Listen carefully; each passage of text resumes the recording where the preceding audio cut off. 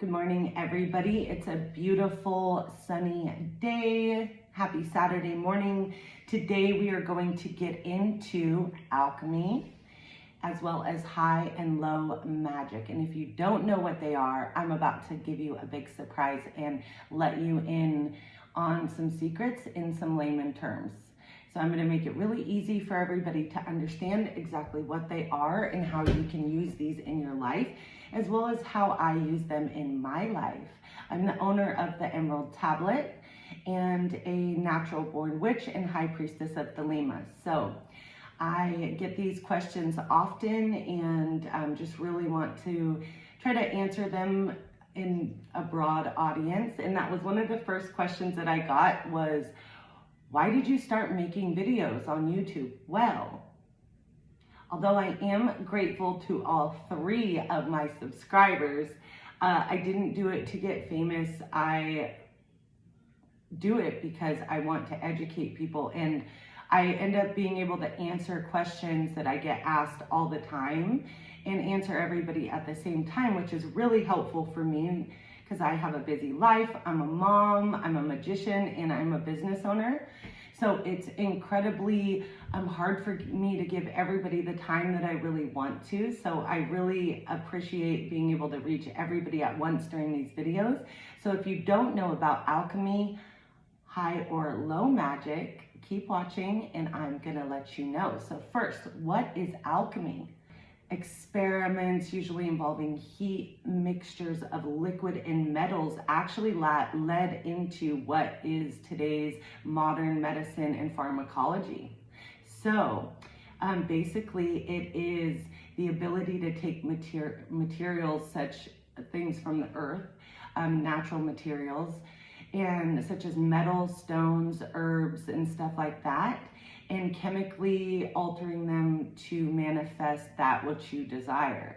So I am a natural born witch and high priestess of Thelema, so I have actually been doing alchemy since I was a little girl, making potions, doing all that kind of stuff. But it wasn't until my magic evolved into high magic that I was really able to appreciate the abilities that you can gain in knowing all of these things, putting them together, and then practicing them. So let's get into high and low magic. Alchemy can be used in both. It is used in both. So there are some ancient scrolls that kind of took alchemy and magic to a whole nother level. So it went from just, using medicine medicinally and all that good stuff to really being able to manifest and alter things more easily.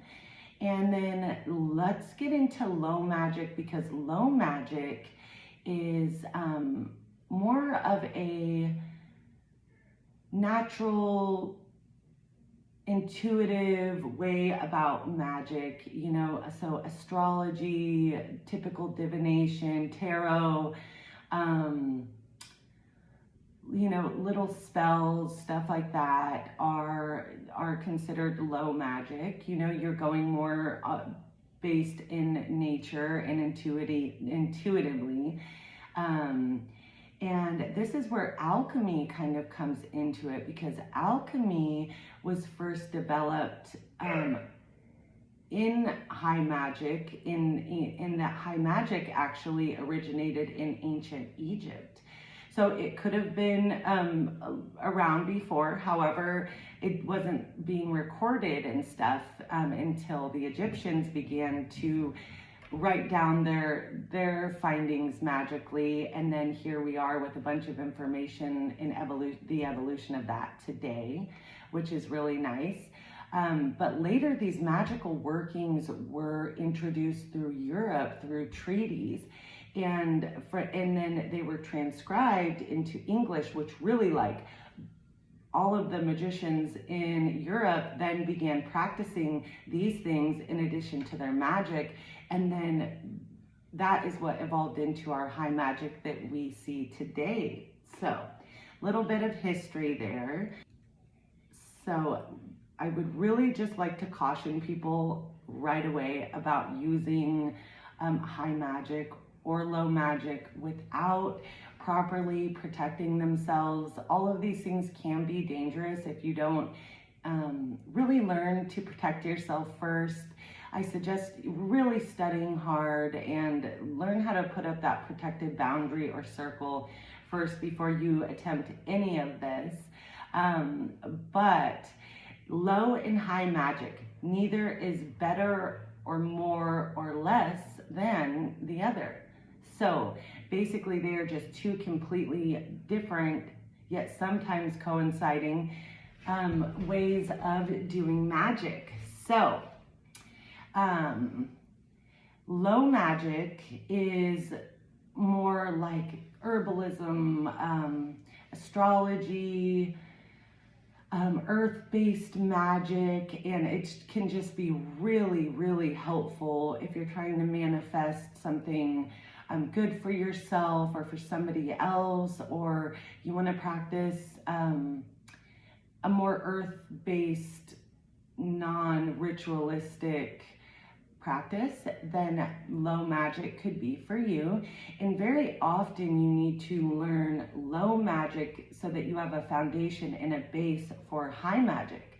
So in my case, that's what happened with me. I was a natural born witch, so I caught on to low magic pretty easily from before I was like 10 years old. So I was already practicing then.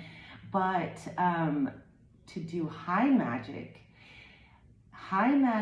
is the more ritualistic, steady, learned magic. So you're really, to attain a level of mastery for high magic, you really have to study. And you really have to learn these rituals. You have to be very careful because you're working with deities, demons, angels. Sometimes you're calling in different forces, and if you're not quite sure how to handle that type of divination, you're really going to need a lot of studying. So luckily I got to do that as well. And high magic is just performing these acts using alchemy and low magic sometimes, in addition to ritual and calling in different deities to help you attain whatever it is that you're trying to manifest. And they are both very unique in their own ways, and they both can really help people if you use them right. I use my high magic rituals to help others. You can definitely go the other way and use them to harm others, but I often find that repercussion that you pay, because you do pay if you try to harm people with high magic, you definitely will pay. There are some spiritual loopholes, but ultimately be prepared to pay if you're trying to go into high magic, and you will pay either in a good way or a bad way, and whichever way is up to you. And I prefer to use the terms maleficium and beneficium, which are the Latin terms for magic that benefits you as well as magic that causes malice, right? So also a lot of high magic stuff is in Latin, so you have to I mean, if you want like old texts and old books, and people have totally transcribed them since then and stuff, but it's always good if you've got a really old magic book to know Latin, because a lot of these things, when they were transcribed from Sanskrit or Arabic, they were actually transcribed into Latin. So brush up on your Latin, take that class. Maybe I'll teach a Latin class. Who knows? Okay, so let's get back to what they both do. And I had a question as to what, whether or not you're able to join, if you can ask in order if you could join. And it was actually magical orders such as the Golden Dawn and their similar orders who sought to encompass and refine high magic, and they most definitely did. So we're going to get into orders for just briefly touch on the subject. A lot of people who start studying high magic immediately are enthralled with orders, and you hear me speak of my order, but very secretively, because a lot of our rituals and stuff like that, especially the one that I'm a part of, it is very old. It was one of the first ones to be. And there are a lot of fake orders that can be like, yeah, here, pay a bunch of money and then we're gonna let you join and stuff like that. But I have found that usually through reputable magic orders, they will find you. So if you keep practicing your low magic and you learn about high magic with an apprenticeship or something like that, and you will be noticed for your magical arts. So obviously I am a high priestess of Thelema. I have been a member of my order since I was very young, and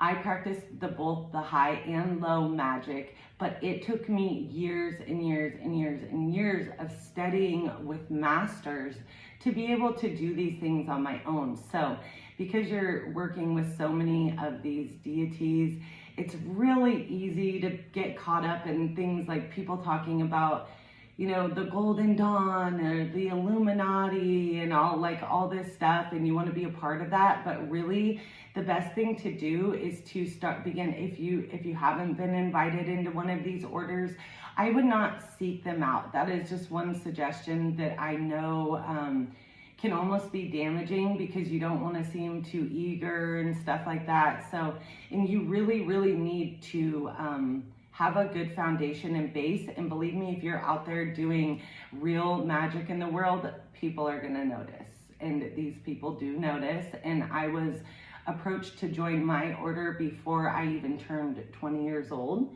And it was a great honor, and I feel very lucky to have had that experience.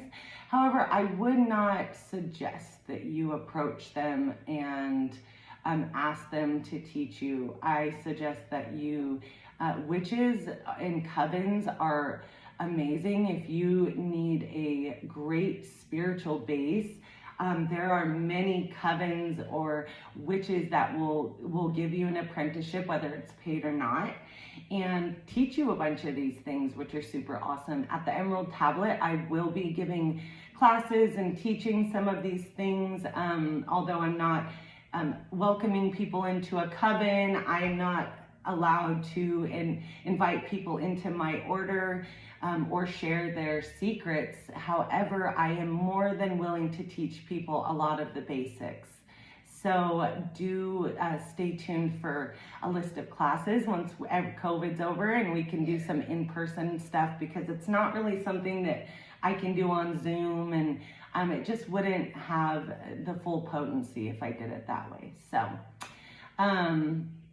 but I do suggest that if you're looking for something like that, joining there's a pagan network meeting that I go to here in the county where I live. There are all kinds of gatherings and stuff that you can go to with magical people, and I find often that you just find your people, you know, like you go to these things and they find you, and it's just, it should be really easy. You shouldn't be having to pay people thousands and thousands of dollars to join their order or something like that. Like, that's not really how it goes. So be careful not to get scammed. But yeah, that is just my little quick rundown on high and low magic. I will dive into each of them separately on a different video where we can get a little bit more in depth on the subjects. But I just wanted to answer a few questions that people had for me before we end this video. Somebody asked, why do you always wear camo?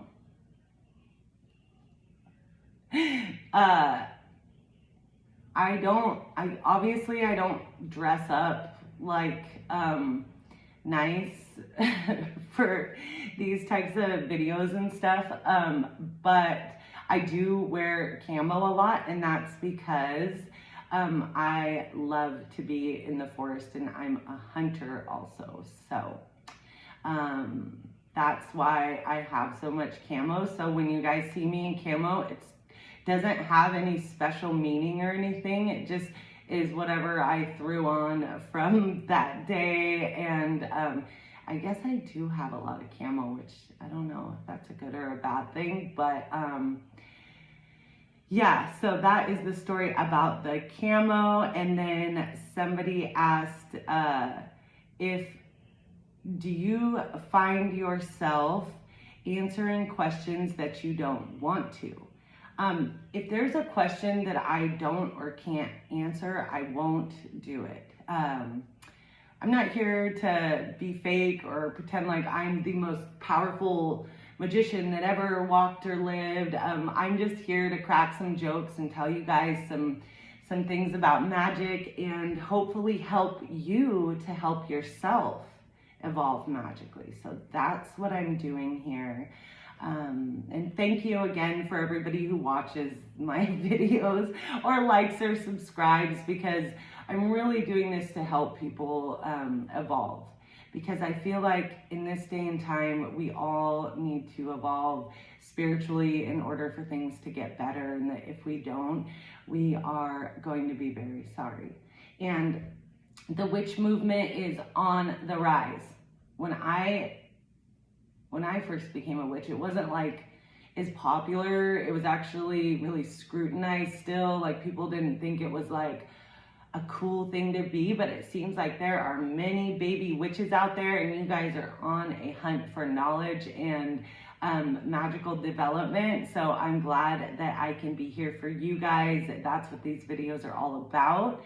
Just trying to educate you guys a little bit on this subject. But other than that, I thank you guys so much for watching. I hope you have a great day and stay magical.